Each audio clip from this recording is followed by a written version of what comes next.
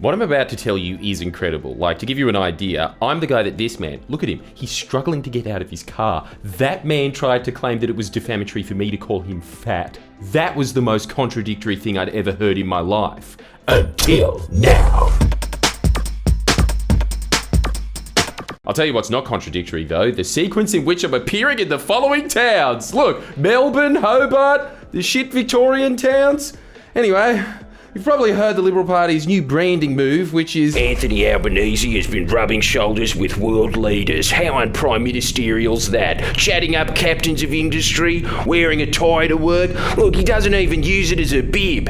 Albo, lost touch with the common man. That's their new angle. He's not running the country from a housing commission flat, and therefore he's a sellout. I just want to know how Dutton's keeping in touch with his roots of being a cop. Does he still do pullovers for random drug testing on the weekend? Because it'll be fucking awkward when he pulls over his son. I really don't know how you can argue that someone who's that obsessed with the footy and sculling beers is out of touch with everyday Australia, because what else is there to Australia? Those ugly plazas that never have anything in them other than a Michelle's Patisserie and a Coles, because I'm pretty sure that's what Dutton's honing in on with his weirdly phrased accusation where he claims that Albo's hanging out with the top end of town with Woolies and Coles. Coles, the store whose slogan is down, down, prices are down. Who's scummy enough to think that's top end? Coles?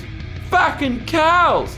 Bloody no, you getting married now, Albo? You're hungry, you should be shoplifting at Aldi like the rest of us. By the way, I'm sure Woolies and Coles loved Labor's new tough anti-price gouging laws, because if there's one thing you just know the supermarket giants are telling their puppet Albo behind closed doors, it's to fine them billions of dollars for jacking up the price on chips. This is why he's lost touch with the common man, you see. Because if you go on TikTok and peruse the highly respected boomers getting pissed off in cars genre, every last one of them, they're all yelling, "Why aren't you making the price of groceries higher, Albo? When I was complaining about the price of shapes, I was complaining that it's too low." I'm sorry, can we just pause here?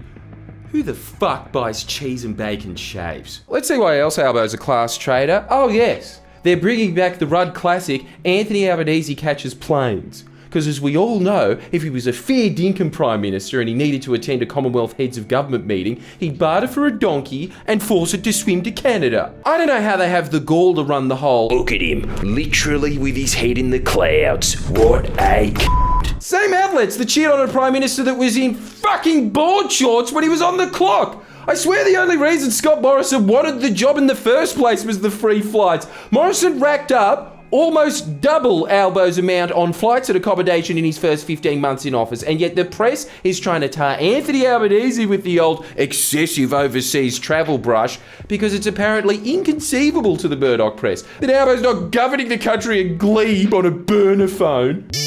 What? You'll have to speak up, I'm smoking cones.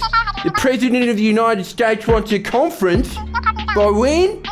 No, fuck that. Just tell him to jump on Microsoft Teams, you dog. In fact, this is amazingly dishonest even for the Murdoch rag standards, because they're trying to paint Peter Dutton as more hood. Look at this least expensive politician. Yeah? Cheaper than Jackie Lambie. She's relapsed to her meth head days and she started stealing Parliament lamps to sell to cash converters. That drove up her costs, did it? Isn't this incredible? Chris Bowen, just coincidentally their most hated politician by a mile, is at the top of the most expensive list. Oh, $95,105 across 23 hours of air travel. And even more of a coincidence, their most liked politician, the Right and Honourable Peter Dutton, at the bottom, a mere $5,789 over 1.4 hours of flight time, which means, as they're reporting, it works out to be literally the exact same cost per hour for the flights. The only reason Bowen's bill is higher is because, shock horror, who'd have thought when you're trying to frantically upgrade the nation's energy grid across a desert continent after Dutton did fuck nothing for a decade, you need to be places. All this stat shows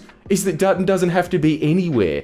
He always looked like a potato, and now he basically is that year 4 science experiment where you used to keep a potato on your windowsill as he longingly looks out at the government planes flying off.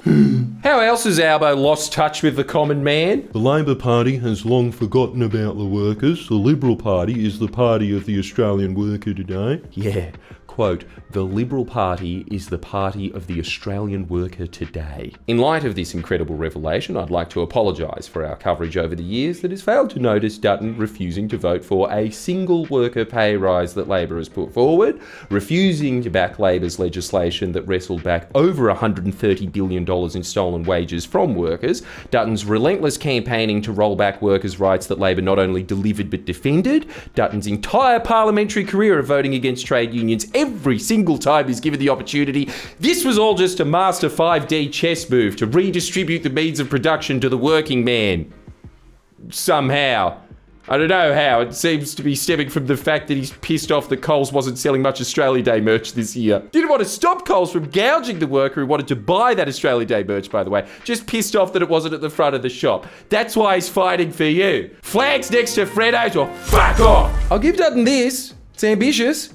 Trying to rebrand the party that was not only founded but continues to exist purely to crush unions as the New Workers' Party. It's honestly like if Pauline Hanson started saying that her party was the natural home of the black sovereignty movement, changed the logo to the Rasta colours, renamed the party One Haitian, starts wearing a tam to Parliament. Come on, Pauline, do it. I'll vote for you if you make your bumper sticker, "Re-elect Pauline so she can attend the parliamentary joint sessions." Perhaps the funniest, and by funniest I mean most blatantly hypocritical example of Dutton running his mouth comes from an interview with Luke Grant, which, Luke, you're not fooling anyone, mate. Craning your neck to hide your double chin, it's fine.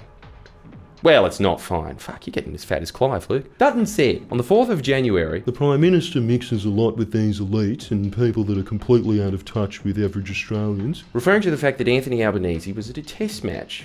Didn't know that liking cricket was un-Australian. I guess whatever that Canadian broom game is the sport of the everyman. Anyway, why is the 4th of January important? Well, guess where Peter Dutton was the day before he said Albanese, quote, "mixes a lot with these elites and people that are completely out of touch with average Australians." Peter Dutton was, how's this, at the same game for the entire day, sitting in the SCG Sheridan Suite as a guest of Cricket Australia and Venues New South Wales, no less. He basically only left a full day of rubbing shoulders with elites so he could go and do an interview about how Anthony Albanese spends all of his time rubbing shoulders with elites. And then once he was done with that, went back to rubbing shoulders with the elites. At the same fucking game. Right back to the cricket. And when he was there, do you think he was one of the bozos sitting in the cheap seats with the KFC bucket hat on? Of course not. Right back in the skybox. Now, the part of the middle where Dutton left the modern day equivalent of the Emperor's booth in the Colosseum to brag about how he's basically a brickie. As he was there to literally hold the watch. I mean, look at the view in this thing. It's like you're watching it on television. The Deputy Liberal leader, Susan Ley, attended the match on the Thursday, doing what all good deputies do, filling in to relieve some of the pressure from Ben at the top. So, let's get this straight. Albo's no longer the voice of the working class because he was at the cricket for an hour, but the entire Liberal Party senior leadership there for days on end, doing nothing but rubbing shoulders with elites. Obviously to flag the concerns of the working man, obviously, as they're the new party of the working class, don't you know? Okay, and pigs might fly, which is not mocking Dutton's intentions at all, because in Dutton's case, pigs actually do fly. You know why the Murdoch press gets to tout that Dutton doesn't fly government planes much? Because he's got a better ride. Look, on the 16th of June 2022 and twice on the 12th of October 2022, Dutton caught a lift on mining magnate Gina Rinehart's private jet, the first of which was to attend a dinner held by his good friend, Christian Porter. Remember him? The guy who's definitely not a rapist? Well, at least he's not an elite. Oh wait, yes he is. The second luxury flight was provided to him so he could go on a tour of one of Gina's mines. And when asked about that, how good is this? A spokesperson explained that Dutton only accepted the private flight from Hancock Prospecting because his request to fly on the government plane was knocked back. So you see, the only reason the Telegraph gets to say, look, Bowen takes more flights than Dutton, is because Bowen has legitimate reasons to use it. Dutton would use it just as much. It's just that he wants to use it to go, Oh, so that's what a mine looks like. I like it down here. in the dark. Well, that's not fair on Dutton's skills to get your money. He did claim $6,000 of yours for his staff to go to Gina's birthday party, and Dutton doesn't just rub shoulders with elites. Elites like Gina run fundraisers for him because she also has a soft spot for the working man, apparently. The woman who wants the working man to work for African wages. Anyway, this is nowhere near an extensive list of Dutton living the high life. Look, you have to rock bottom it. This is how much of a hypocrite Dutton is. We don't have time to go through how much of a hypocrite he is. You know why they're doing this, right? Pushing the narrative of, oh, Labor used to be the Workers' Party, but now it's the party of elites. You see bozos constantly posting this online. Labor used to be the Workers' Party. They don't know why they're saying it. The vast majority of voters don't know why they're saying anything. They're just regurgitating what someone at work heard on the radio to work, and they're stupid enough to think, Yeah, that is my thought, yeah. You can always trace these thoughts back to some corporate-funded think tank, and one of these think tanks' big pipe dreams has been to divorce the Workers' Party from its rightly earned identity as the Workers' Party, because if they can do that, what a W. Imagine a future where the party of elites convinces the public that they're the Workers' Party, and that the Workers' Party are the elite party. Don't think it can be done? Look at who the everyday Aussie actually is. I say, I don't like cricket. Oh no. I love it. I don't like cricket.